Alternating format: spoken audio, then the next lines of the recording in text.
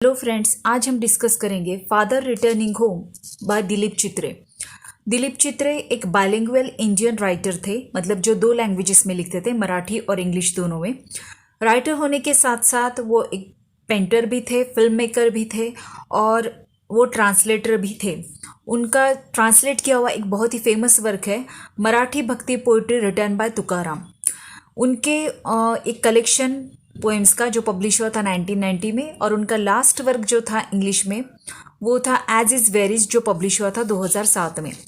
आज हम जो डिस्कस करने वाले हैं पोएम फादर रिटर्निंग होम, उसमें हमें एक पिता की इमेज नज़र आने वाली है। या हम एक पिता से मिलने वाले हैं जो कि मटेरियलिस्टिक वर्ल्ड में अपनी फैमिली को चलाने के लिए, अपनी रिस्पॉन्सिबिलिटीज़ को पूरा करने के लिए सुबह से लेके रात तक काम करता है, बहुत ज़्यादा हार्डवर्क करता है, लेकिन उसका उसके बच्चों के साथ में, उसके फैमिली के साथ में वो इमोशनल बॉन्डिंग नहीं होता है। उसमें कहीं ना कहीं स्पिरिचुअल और इमोशनल वॉइड हमें देखने को मिलता है। और ऐसे ही पिता से आज हम मिलने वाले इस पोइट्री के थ्रू, और इसमें हमें देखने को मिलेगा कि कैसे पिता और उसके बच्चों के बीच में एक जनरेशनल गैप होता है, जिसकी वजह से उनका रिलेशन बिल्ड नहीं हो पाता, एक स्ट्रॉन्ग रिलेशन। साथ ही में हमें ये भी देखने को मिलेगा कि कैसे वो इंसान जो सुबह से शाम तक इस मटेरियलिस्टिक वर्ल्ड में अपनी फैमिली को चलाने के लिए हार्डवर्क करता है, वो उसी दुनिया से कनेक्ट नहीं हो पाता है। हमें यहाँ पे एलिनेशन इफेक्ट देखने को मिलेगा। The father is alienated from the materialistic world. Okay, so let's begin. Father travels on the late evening train, standing among silent commuters in the yellow light. अब यहाँ पर इस पिता का जो बेटा है या बेटी है, जो भी बच्चा है, वो हमें बता रहा है अपने पिता के बारे में। फर्स्ट हैंड एक्सपीरियंस है। My father travels on the late evening train. मेरे पिता जो है वो रात की जो आखिरी ट्रेन होती है, लेट इवनिंग ट्रेन, शाम की ट्रेन लेट वाली, उससे आते हैं ट्रैवल करते हुए। तो हमें इस लाइन से ये पता चलता है कि पिता के पास में उनका पर्सनल कोई व्हीकल नहीं है। Okay, standing among silent commuters in the yellow light. Commuters का मतलब होता है जो हर दिन ट्रेन से आना जाना करते हैं। Okay, standing among silent commuters in the yellow light. अब उसके पिता जो है वो उन कम्यूटर्स के साथ में उस ट्रेन में बैठे हैं, बट वो किसी से कोई कन्वर्सेशन नहीं करते हैं, क्योंकि शायद उनकी इच्छा ही नहीं है कन्वर्सेशन करने की, या उनमें वो एनर्जी ही नहीं बची कि वो कन्वर्सेशन कर सके। तो वो बिल्कुल साइलेंट वहाँ पर खड़े होते हैं उनके बीच में, इन द येलो लाइट। ओके, जब ट्रेन रुकी हुई है और येलो लाइट्स है ट्रैफिक के, तो वहाँ पर वो ट्रेन में खड़े होते हैं बिल्कुल silently. Suburb slide past his unseeing eyes. Suburbs मतलब ट्रेन जब जा रही है तो आसपास जो भी नेचुरल ब्यूटी है या नेचर जो भी दिख रहा है, उसके तरफ इस पिता का बिल्कुल भी ध्यान नहीं है। अनसीइंग आइज मतलब उनकी आंखें कुछ भी नहीं देख रही है। He is lost in his own thoughts.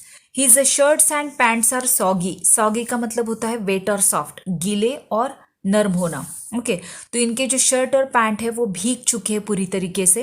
And his black raincoat stained with mud and his bag stuffed with books is falling apart.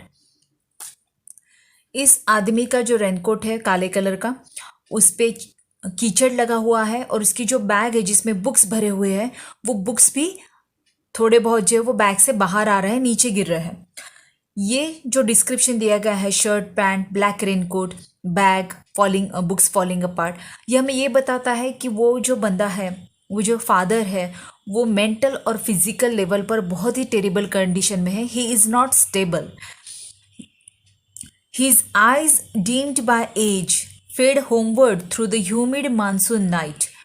अब उस पिता की आंखें, क्योंकि उनकी एज हो चुकी है, तो his eyes dimmed by age, अभी उन्हें उतना क्लियर उनकी आंखें नहीं देख पाती है। Fade homeward through the humid monsoon light, और वो अपने घर की तरफ, होमवर्ड मतलब घर की तरफ निकल पड़ते हैं मानसून नाइट में, क्योंकि बारिश वाली रात है, ह्यूमिड है, तो उस ह्यूमिड मानसून नाइट में वो निकल पड़ते अपने घर की तरफ। Now I can see him getting off the train. अब मैं उन्हें देख सकता हूँ कि वो किस तरीके से ट्रेन से उतरते हैं। Like a word dropped from a long sentence. अब ये जो चाइल्ड है, जो स्पीकर है इस पोएम का, वो कह रहा है कि मैं समझ सकता हूँ कि मेरे पिता जो है वो ट्रेन से किस तरीके से उतरते हैं, like a word dropped from a long sentence, जैसे कि एक शब्द एक बड़े से सेंटेंस में से निकलकर बाहर आ गया हो। अब इसका हमें लिटरल मीनिंग नहीं लेना है, इसका मतलब ये है कि जैसे एक सेंटेंस में बहुत ज़्यादा वर्ड्स हो तो वो लॉन्ग सेंटेंस पढ़ने में भी तकलीफ देता है और उसे देखते ही आंखों में हमें टेंशन होता है कि इसे कैसा पढ़े अगर लॉन्ग सेंटेंस है तो। लेकिन ये वर्ड लॉन्ग सेंटेंस का मतलब यहाँ पर है कि जिस ट्रेन में वो पिता ट्रैवल करके आया है शायद उसमें बहुत ज़्यादा भीड़ होगी, खचाखच लोग भरे होंगे, और उस भीड़ से निकल कर जब वो आए तो ही फेल्ट रिलीफ, इसलिए उसे कहा गया है a word dropped from a long sentence. He hurries across the length of the grey platform, वहाँ पे जो प्लेटफॉर्म था वहाँ से वो जल्दी जल्दी में निकलते हुए बाहर आते हैं, इसलिए नहीं क्योंकि उन्हें घर जाने की बहुत खुशी है। He crosses the railway line, enters the lane, वो रेलवे लाइन क्रॉस कर लेते हैं और एक लेन में एंटर करते हैं। His chappals are sticky with mud, उनकी चप्पल्स में कीचड़ लगा हुआ है, वो स्टिकी हो चुकी है। बट ही हरीज फॉरवर्ड, लेकिन उसकी तरफ ध्यान न देते हुए उसके पिता जो है वो आगे बढ़ते हुए जाते हैं जल्दी जल्दी, इसलिए नहीं क्योंकि उन्हें घर आने की खुशी है। बट बाहर ऐसी कोई जगह नहीं है, बाहर भी वो अभी रुक नहीं सकते हैं। ही इज़ टायर्ड ऑल्सो, तो he is coming back home. Home again I see him drinking weak tea, और घर में आने के बाद में वही उनका रूटीन होता है कि पहले वो आकर वीक टी लेंगे। ओके, जो वो हमेशा चाय लेते हैं वही चाय वो लेंगे। वो चाय लेने के बाद में भी उनमें कोई एनर्जी नहीं आएगी, that's why it's a weak tea. Eating stale chapati, stale chapati मतलब बासी वो चपाती खाएंगे। रीडिंग अ बुक, और बाद में एक बुक पढ़ेंगे। अब यहाँ पे हमें भी वर्ड टू वर्ड मीनिंग नहीं लेना है फिर से। वीक टी और स्टेल चपाती का मतलब यहाँ पे फिर से ये दिखाया जा रहा है कि at home also the father is not comfortable, he is living a terrible life. He goes in to the toilet to contemplate, वो टॉयलेट में जाते हैं और वहाँ पे कंटेम्पलेट करते हैं, मेडिटेट करते हैं, सोचते हैं। Man's estrangement from a man made world, estrangement का मतलब होता है कि किसी चीज़ से दूर जाना, किसी चीज़ से कनेक्टेड फील ना करना, फीलिंग डिसकनेक्टेड इज इस्ट्रेंजमेंट। वहाँ पर वो बैठकर क्या कंटेम्पलेट करते हैं टॉयलेट में जाके, कि इंसान, जिस इंसान ने इस सोसाइटी को बनाया है, जिस इंसान ने ये रूटीन बनाया है कि आपको जाकर कुछ काम करना है, कमाना है, you have your family, you have to shoulder the responsibilities, ये सारी दुनिया जिस इंसान ने क्रिएट की है वही खुद इस दुनिया से कनेक्टेड नहीं है। अब यहाँ पर वो पिता एक्चुअली खुद की ही लाइफ पर कंटेम्पलेट कर रहे हैं कि वो फैमिली उनकी है जिसके लिए वो दिन भर काम करते हैं, उनके ये बच्चे भी उन्हीं के जिनके लिए वो इतना काम करते हैं, दिन भर ट्रेन से आते जाते हैं, इतना टेरिबल लाइफ जी रहे हैं, लेकिन इसके बावजूद उस लाइफ में वो इमोशनली इन्वॉल्व नहीं है, खुद को डिसकनेक्टेड फील करते हैं। ना तो उनका बच्चों से कनेक्शन है ठीक से, ना तो जहाँ वो काम करते हैं उससे उनका कुछ कनेक्शन है, और ये एलिनेशन इफेक्ट हमें हर जगह दिखता है। ट्रेन में ट्रैवल करते हुए वो किसी से बात नहीं करते हैं, घर में आने के बाद में भी उनका एक बोरिंग सा मोनोटोनस सा रूटीन है, बच्चों से भी उनका कोई खासा बॉन्डिंग नहीं है। Coming out he trembles at the sink, toilet से बाहर आने के बाद में जब वो सिंक के पास में खड़े होते हैं तो ही ट्रेम्बल्स मतलब उनके शरीर में कंपन होता है। The cold water running over his brown hands, वो जो ठंडा पानी होता है नल का वो उनके हाथों पे से जब बहता है तो पानी के साथ ठंडा होता है। ब्राउन हैंड्स मतलब वो बंदे का स्किन कलर जो है ब्राउन है। A few droplets cling to the graying hairs on his wrists, पानी की कुछ बूंदे ड्रॉपलेट्स, क्लिंग मतलब अटकी हुई होती है उनके हाथों पर, उनके रिस्ट मतलब उनकी कलाई पर जो सफ़ेद बाल है, ग्रे हेयर मतलब सफ़ेद बाल जो है, उनके बालों पर कुछ पानी की बूंदें अटकी होती है। His sullen children have often refuse to share, sullen का मतलब होता है angry, okay, unwilling to smile और be pleasant to people, okay, अपने आप में इन्वॉल्व रहना, sullen. His sullen children have often refuse to share, उसके जो बच्चे हैं जो अपनी दुनिया में खोए रहते हैं वो कभी भी अपने पिता के साथ में कुछ भी शेयर नहीं करते हैं। Jokes and secrets with him, वो शेयर नहीं करते हैं, ना तो कोई जोक्स, ना तो उनकी लाइफ पर्सनल लाइफ में क्या चल रहा है, ये कुछ भी वो अपने पिता से शेयर नहीं करते। He will now go to sleep listening to the static on the radio, अब उसके पिता क्या करेंगे कि स्टैटिक का मतलब होता है जो नॉइज़ क्रिएट होता है, electric vibrations in air blocking और स्पॉइलिंग रेगुलर रेडियो और टीवी सिग्नल्स। जब भी टीवी या रेडियो डिस्टर्ब होता है तो उसमें एक तरीके के वाइब्रेशंस क्रिएट होते हैं, उसे स्टैटिक कहा गया है। तो अब इसके पिता जो है स्पीकर के, वो अब सोने के लिए चले जाएंगे। और रेडियो पे वो क्या सुनेंगे, वही पुराने वाले वो, क्योंकि रेडियो भी ठीक से काम नहीं कर रहा है, तो वो वाइब्रेशंस जो सुनाई देंगे रेडियो में से उसे वो सुनते हुए बैठे रहेंगे या सोएंगे। Dreaming of his ancestors and grandchildren, और सोने से पहले वो क्या सोचेंगे, what he will think about उनके एंसेस्टर्स, उनके पहले के जो हो चुके हैं दादाजी, उनके बारे में वो सोचेंगे, दादाजी के दादाजी, एंड ग्रैंड चिल्ड्रन, जो होने वाली जब आने वाली जो जनरेशन है उनके बारे में।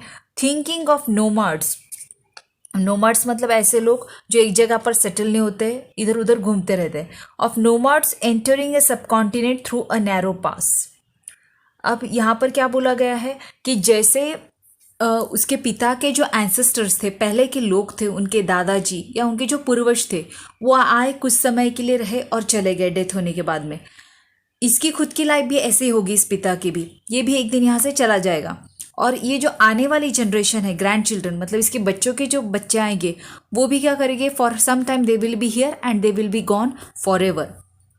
जैसे कि नोमाड्स होते हैं, इधर से उधर भटकने वाले जो लोग होते हैं, वो क्या करते हैं कि एंटर्स अ सब कॉन्टिनेंट, इस दुनिया में आते हैं थ्रू नैरो पास, कुछ समय के लिए आते हैं और हमेशा के लिए यहाँ से चले जाते हैं। तो यहाँ पर एक डीप मीनिंग ये है कि ह्यूमन लाइफ का रियलिटी यहाँ पे दिखाया गया है कि for some time period we come here and we are engaged all the time in materialistic things. हमें कमाना है, हमें जमाना है, हमें ढेर सारी चीज़ें खरीदनी है, इसी चीज़ में हम इन्वॉल्व रहते हैं। और हमारी जो स्पिरिचुअल या इमोशनल नीड्स होती है उसकी तरफ हमारा ध्यान ही नहीं जाता है, जिसकी वजह से हम अंदर एक खोखलापन महसूस करते हैं। यहाँ पे जो फादर फिगर हमारे सामने खड़ी की गई है, उसमें हमें ये पता चलता है कि हिज सलन चिल्ड्रन, इस लाइन से हमें ये पता चलता है कि उस पिता के एक से ज़्यादा बच्चे हैं। और इस स्पीकर के जो इमोशंस है वो हमें इस पोएट में देखने को मिलता है।